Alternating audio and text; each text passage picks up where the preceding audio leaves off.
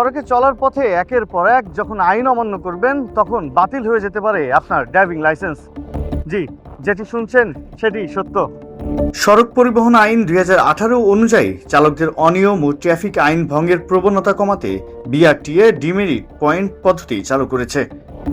প্রশ্ন থাকা স্বাভাবিক, এই পয়েন্ট আসলে কত বা প্রতিটা ড্রাইভিং লাইসেন্সের বিপরীতের পরিমাণই বা কত করে থাকছে?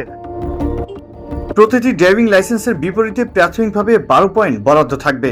ট্রাফিক আইন ভঙ্গের ধরন ও ভয়াবহতার উপর ভিত্তি করে চালকের লাইসেন্স থেকে পয়েন্ট কাটা হবে। যেমন গতিসীমা লঙ্ঘন বা দুর্ঘটনার জন্য পয়েন্ট কাটা যেতে পারে। আচ্ছা, যদি চালক আইন অমান্য করতে করতে তার ড্রাইভিং লাইসেন্সের বিপরীতে থাকা যে পয়েন্ট সেটি শূন্যের কোঠায় চলে আসে, তবে তখন কি হবে? সড়কে চালক আইন অমান্য করতে করতে যদি তার ড্রাইভিং লাইসেন্সের বিপরীতে থাকা পয়েন্ট শূন্যে নেমে আসে, তবে তার ড্রাইভিং লাইসেন্স বাতিল বা স্থগিত করা হবে। বিআরটিএ বরাতে জানা গেছে, ডিমেরিট পয়েন্ট সিস্টেমটি চালু করার জন্য পুলিশ বিভাগের সাথে সমন্বয় করা হচ্ছে এবং এই সফটওয়্যার চালুর কাজ চলমান রয়েছে।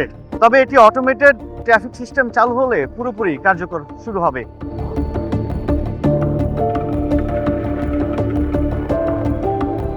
ডিএমপি ট্রাফিক বিভাগ সূত্রে জানা গেছে, গত 2 মাসে প্রায় 700 চালকের ড্রাইভিং লাইসেন্সের পয়েন্ট কাটা পড়েছে, যা প্রতিদিন গড়ে 11 জন চালকের পয়েন্ট কাটা পড়ছে। এর মধ্যে কারো 1 বা কারো 2 পয়েন্ট করে কাটা পড়ছে এই পয়েন্ট।